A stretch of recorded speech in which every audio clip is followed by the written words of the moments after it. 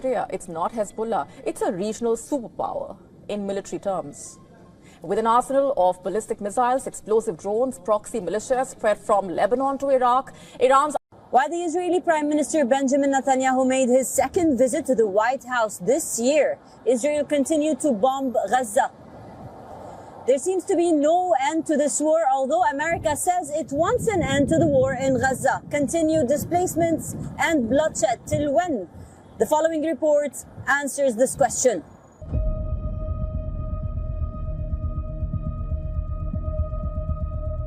Israel's Prime Minister Netanyahu visited the White House for the second time since Donald Trump took the Oval Office. Trump reiterated his proposal for a Gaza takeover, a move condemned by global leaders as ethnic cleansing.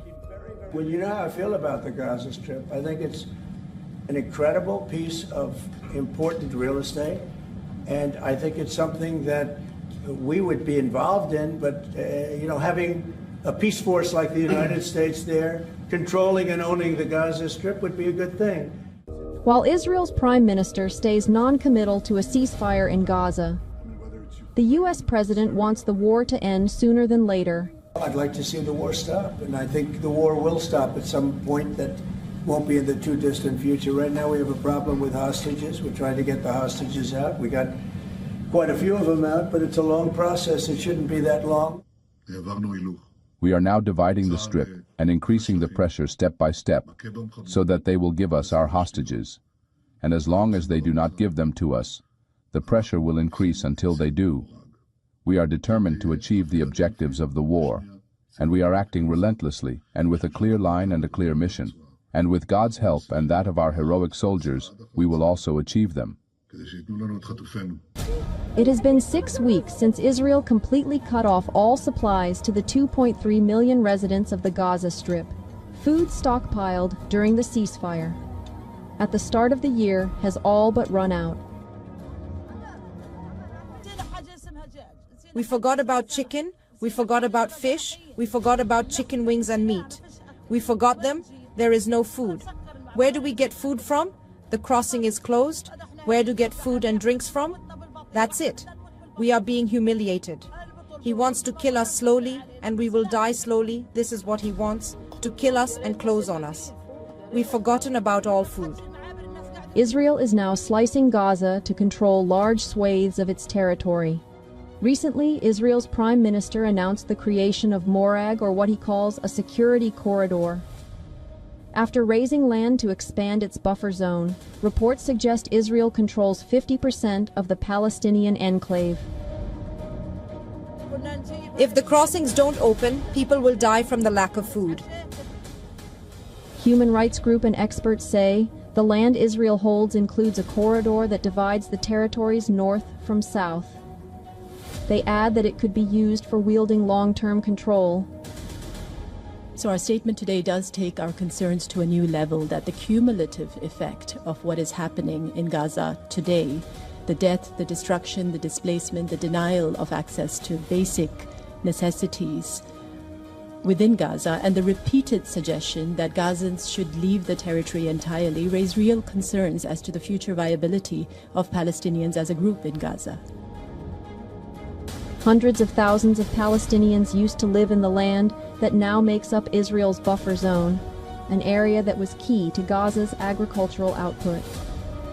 Satellite images show once dense neighborhoods turned into rubble, as well as nearly a dozen new Israeli army outposts since the ceasefire ended. Amid the mass displacement and relentless carpet bombings, the lives of Palestinians and their future continues to hang in balance. All right, now let's shift our focus to West Asia, where even amid renewed efforts to reach a ceasefire deal in Gaza, Israel continues its onslaught across the Palestinian enclave. Israel and Hamas negotiations are taking part in truce talks since the 6th of July, discussing a US-backed proposal for a 60-day ceasefire that includes a phased release of hostages and Israeli troops withdrawal from parts of Gaza. Well, unceasing attacks by Israeli forces in recent weeks have killed hundreds of Gazans and injured thousands, putting enormous strain on the enclave's few remaining hospitals.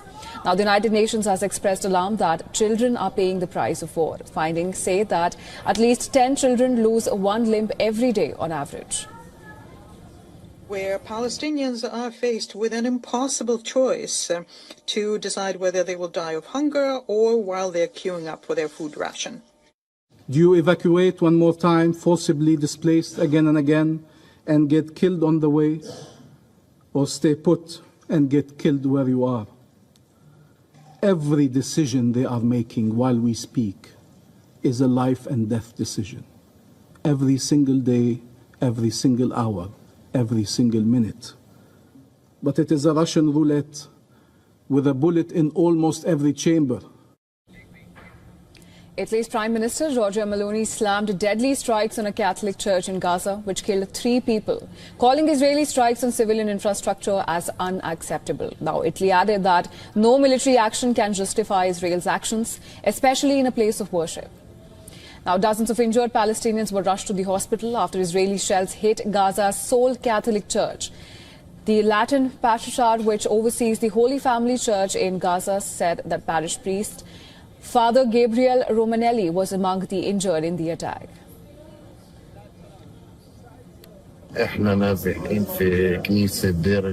We are displaced and currently taking shelter in the Latin church located in the Old City. This morning we were surprised by a strike on the church, a tank shell. Of course there were elderly are here, innocent civilians. My mother was wounded by shrapnel in her head. This attack is completely unjustified. Israel's foreign ministry quickly responded to the incident, saying that it never targets religious sites and is looking into the matter, adding that Israeli authorities will publish the findings of its investigation independently. Israel's latest attack on a church in Gaza has drawn widespread condemnation. The Israeli Prime Minister expressed his regret over the incident after a phone call from President Trump, the White House has claimed. In fact, Thursday's attack on the Holy Family Church in Gaza City resulted in the deaths of 3 people, including 2 Palestinian Christians. Confirming the number of casualties, the church officials in Jerusalem claimed that 10 others were also killed in the attack, including the priest, Father Gabriel Romanelli. A funeral service was held at the Greek Orthodox Saint Church in Gaza City for the 2 Christian victims.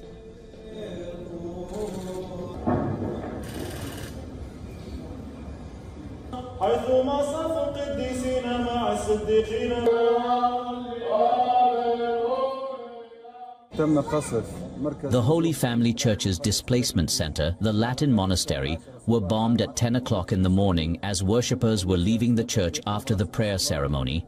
As a result of this bombing, 2 were martyred, another 2 wounded in critical condition, and 2 others wounded and in surgery now in the Ali hospital. There are more than 5 injuries who received treatment in departments and then left the hospital.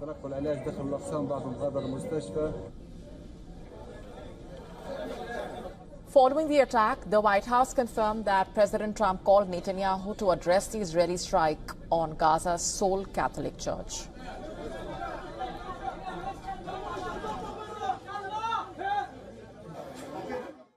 It was not a positive reaction. He called Prime Minister Netanyahu this morning to address the strikes on that church in Gaza, and I understand the Prime Minister agreed to put out a statement. It was a mistake by the Israelis to hit that Catholic church. That's what the Prime Minister relayed to the President. The Israeli Prime Minister's office then issued a statement claiming that the incident was because of stray ammunition that hit the church, adding that any innocent life is a tragedy. And the Prime Minister's office assured that Israel is committed to protecting civilians and holy sites, and an investigation into the incident is underway. Meanwhile, explosions could be seen in the Gaza Strip Thursday night as Israel continued its military operation there. And according to the Gaza health authorities, the Palestinian death toll has risen to 58,667. with nearly 140,000 injured since the conflict between Hamas and Israel erupted in 2023. In the past 24 hours, Israeli attacks on the enclave claimed 94 lives, including 26 aid seekers, and injured 367 others. Now, Israel says it has agreed to the ceasefire that was announced by the American President Donald Trump. Iran is also a part of this ceasefire. It has agreed to stop its attacks if Israel also ceases all its military action. This as Donald Trump announced that the ceasefire is now in effect. That this phased ceasefire will bring about an official end to the 12-day war between Iran and Israel. A senior White House official said that Israel agreed to the ceasefire deal on the condition that Iran stops its attacks on their country. During the negotiations, the American president communicated directly with the Israeli Prime Minister Netanyahu. Vice President J.D. Vance, the Secretary of State Marco Rubio, and the Special Envoy Steve Witkoff negotiated the terms through direct and indirect channels with the Iranians. A report citing a diplomatic source said that Trump had asked the Emir of Qatar to broker the ceasefire agreement with Iran. The Qatari Prime Minister secured Iran's agreement on Monday, which Trump then announced to the world on social media. Now, Trump said that the ceasefire will be a phased 24-hour process beginning in 6 hours, with Iran unilaterally halting all operations. Now, Israel will follow suit 12 hours later. He added that upon the 24th hour, an official end to the 12-day war will be marked. Now, the ceasefire announcement came hours after Iran launched missiles at the largest U.S. military facility in West Asia, the Al Udeid base, that is located in Qatar, where the United States stations nearly 10,000 of its soldiers. Now, this, of course, has been shrugged off by Donald Trump as a very weak measure.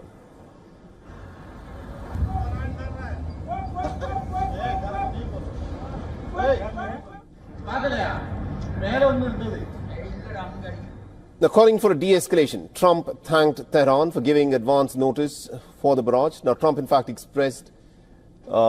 said that the Iranian strikes had gotten all out of their system and there will hopefully be no further hate.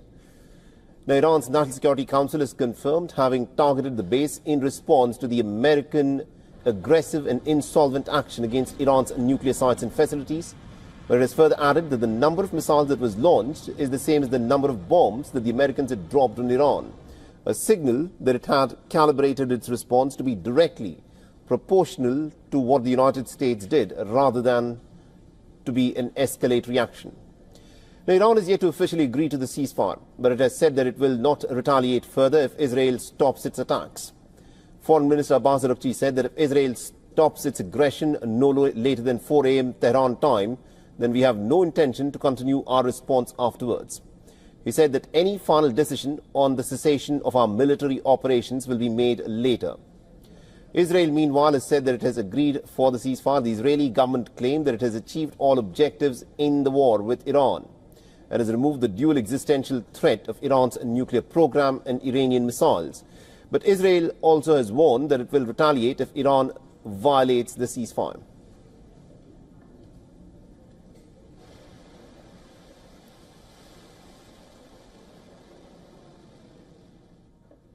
And we earlier spoke with foreign policy experts and analysts on the situation in West Asia after Trump's announcement of a ceasefire between Iran and Israel. Listen to what was said.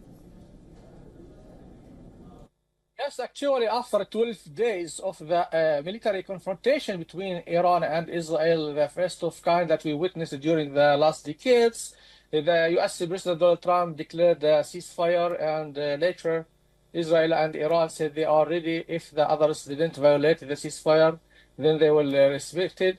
But right now there is no more details about the clauses of this agreement between Israel and Iran, which make it stable, and also if it is just a 24-hour ceasefire or it will be like a permanent ceasefire between Israel and Iran.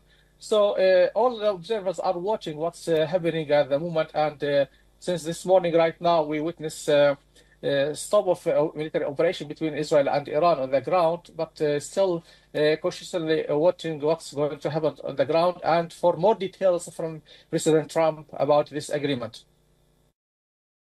So what I think you've seen in the last 18 hours is that all three of the major parties involved, Israel, Iran, and the United States, had reached a point where they felt that they had an out where they could end this thing.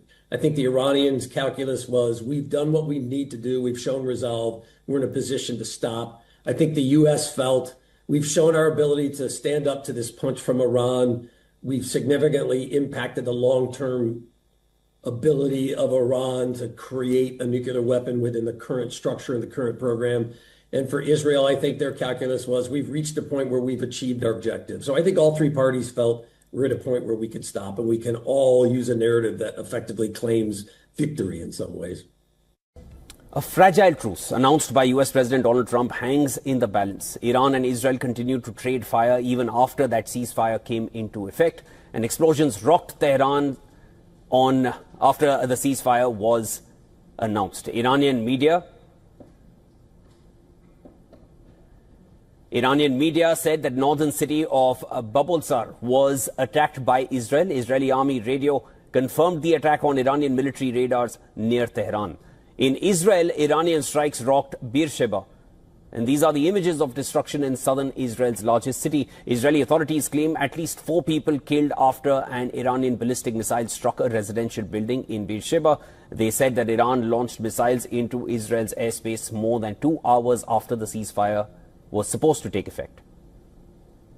Iran, on the other hand, has denied striking Israel post the ceasefire. The Armed Forces General Staff said that no missiles have been launched towards Israel. Iranian Foreign Minister Abbas Araghchi implied that the strikes were launched just before a 7:30 GMT deadline announced by Trump.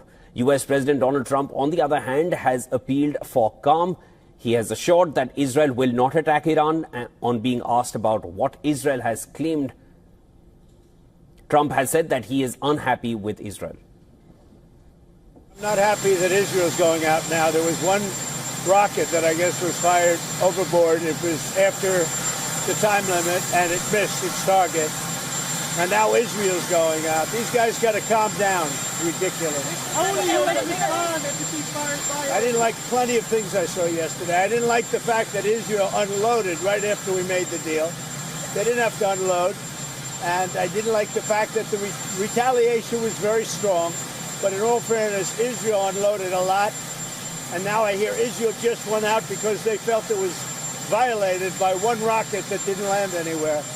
That's not what we want, I'll tell you. And I'm telling you, I'm not happy about that, Israel, either. Soon after Israeli violation, Donald Trump swung into action and called Israeli Prime Minister Netanyahu. The US President warned the Israeli Prime Minister in exceptionally firm terms not to retaliate against Iran's violation. Remember, Trump made the ceasefire announcement in a post on Truth Social. The post came at around 10 p.m. GMT, which is 6 p.m. in Washington. Trump said that the complete and total ceasefire would come into effect in approximately 6 hours, setting a deadline of around 4 a.m. GMT. The war in Gaza has intensified, with Israeli Prime Minister Benjamin Netanyahu expressing support for Trump's controversial plan to relocate Palestinians from Gaza to other countries. While the plan has raised concerns about the region's stability and the humanitarian situation, UN chief slammed Israel's blockade of crucial aid to the besieged Strip, calling Gaza a killing field. Now, Netanyahu's statement on Gaza comes a day after meeting US President Donald Trump at the White House. Apart from supporting Trump's vision on Gaza, he also claimed that he discussed the issue of Iran with the US president, stressing for a military intervention to halt Iran's nuclear program. Netanyahu also claimed that he opposed Turkey's plans to set up military bases in Syria, viewing it as a threat to Israel. We spoke about President Trump's vision, because we are currently in contact with countries that are talking about the possibility of taking in a great many Palestinians from Gaza. And that is important because in the end, that is what needs to happen. According to Gaza's health ministry, since Israel resumed its military operations in Gaza on the 18th of March, following the collapse of a ceasefire, nearly 1,500 Palestinians have been killed and over 3,600 have been injured. United Nations Secretary General Antonio Guterres rejected a new Israeli proposal to control aid deliveries in the Gaza Strip. UN agencies and our partners are ready and determined to deliver. But Israeli authorities' newly proposed authorization mechanisms for aid delivery risk further controlling and callously limiting aid down to the last calorie and grain of flour.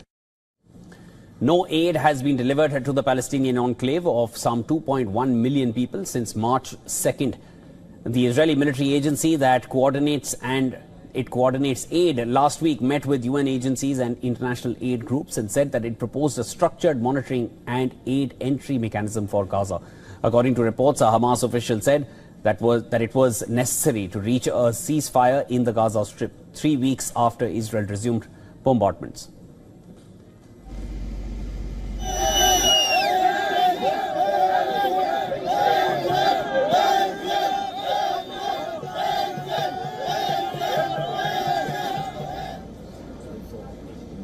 Meanwhile, French President Emmanuel Macron visited Egypt's North Sinai city of Arish. Accompanied by his Egyptian counterpart Abdel Fattah el-Sisi, Macron toured warehouses storing aid for Gaza and Arish Hospital, where wounded Palestinians from Gaza are being treated. He stressed that humanitarian aid must never be used as a tool of war, highlighting the need for unimpeded access to aid.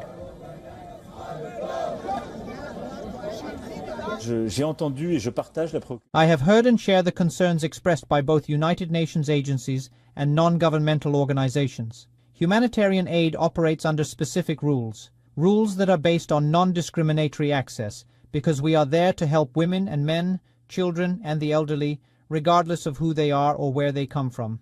That is the very principle of international humanitarian law, and therefore it must never be used as a tool of war under any circumstances. Entry of vital supplies, including food, water and fuel, to Gaza have been blocked due to the closure of the Rafah corridor by Israeli authorities.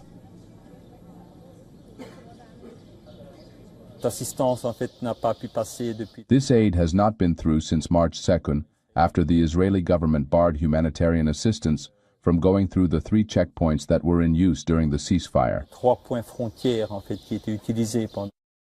Crowds of Egyptians gathered in Cairo to protest against the displacement of Palestinians outside of Gaza, waving banners and chanting slogans.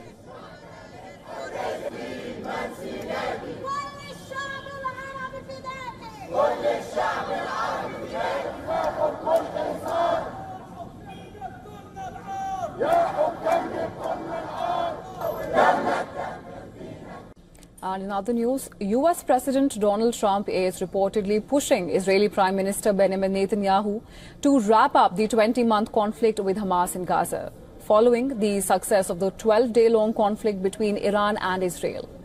Now, according to Israeli media, Trump's demand to cancel Netanyahu's criminal trial is connected to a broader effort aimed at achieving multiple goals, including the end of war in Gaza, securing Israel's commitment to a future Palestinian state, and expansion of the Abraham Accords to include new countries.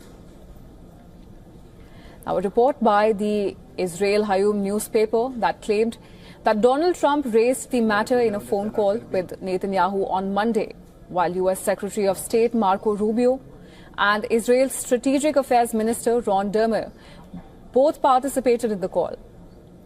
The newspaper, citing a source, reported that Trump and Netanyahu agreed to wrap up the war in Gaza with a proposed timeline of 2 weeks. Now, according to this plan, Israel would halt its military offensive in the Palestinian territory. Hamas would release the remaining hostages. The leadership of the Hamas militant group would be exiled, although Hamas has long rejected such demands. 4 Arab states, including the UAE and Egypt, would jointly govern the Gaza Strip, replacing Hamas. Well, the report also says that Trump and Netanyahu have agreed that Israel would express support for a future 2-state solution, and following which both Saudi Arabia and Syria would establish ties with Israel under the Abraham Accords, and other Arab and Muslim countries would follow suit. Israeli Prime Minister Benjamin Netanyahu has said that a victory over Iran could pave the way for new peace opportunities, which Israel must not waste. We have fought with strength against Iran and achieved a great victory. That victory opens an opportunity for a dramatic expansion of the peace agreements. We are working vigorously on that. Along with the release of our hostages and the defeat of Hamas, there is a window of opportunity here that must not be wasted. Now, his comment was an apparent reference to the Abraham Accords, overseen by Donald Trump in 2020 during his first term as US President, that so far has normalized its relations with the United Arab Emirates, Bahrain and Morocco. Now, furthermore, French President Emmanuel Macron has said that Donald Trump is very determined to broker a new ceasefire in Gaza. Macron made this statement following a phone call with the US president. Meanwhile, thousands take to the streets of Israel's Tel Aviv to call for the end of the war in Gaza and the return of hostages. Police arrested 7 protesters who demanded an immediate prisoner exchange with Palestinian factions in Gaza to secure the release of hostages. Now, according to Hamas-run health ministry, Israeli strikes killed at least 28 people across the Gaza Strip. More than 20 killed people arrived at Shifa Hospital, while the bodies of 8 others were taken to Nasser Hospital in the south. So far, the war has killed over 56,000 Palestinians. UN High Commissioner for Human Rights Volker Turk has called for a ceasefire in Gaza, as well as the release of hostages and an all-out effort to get humanitarian assistance to Gaza. Tonight on Gravitas, we tell you all about a mission so audacious that it mirrored the most daring Israeli raids in modern history, one that could have been the fuse to one of the most explosive confrontations in West Asia, triggering a full-scale regional war. Israeli Prime Minister Benjamin Netanyahu had planned a high-stakes military strike on Iran's nuclear facilities beginning as early as next month. And this was not just any other drill. It consisted of a plan complete with airstrikes, commandos, based on a Syria-style raid conducted by Israel last September. But US President Donald Trump blocked the plan, instead choosing to pivot towards diplomacy with Tehran. The Trump administration made it clear to Israel that there was no green light for the strikes, at least not yet. And according to reports, the Israeli government had drawn up various plans to bomb Iranian nuclear sites in the month of May, just weeks from now, aiming to delay Tehran's nuclear weapons capability by at least a year or possibly more. But here's the caveat. Israel needed American support, not just to defend Israel from Iranian retaliation, but also to ensure that an Israeli attack was successful. For the plan, Israel had sought America's most devastating bunker-busting bomb, a 30,000-pound bunker buster that could reach deep depths beneath Iran's mountainous nuclear sites. And along with the airstrikes, Netanyahu also wanted to execute commando raids at the nuclear sites with the help of the US. In a nutshell, this was a far more ambitious version of the recent operation in Syria.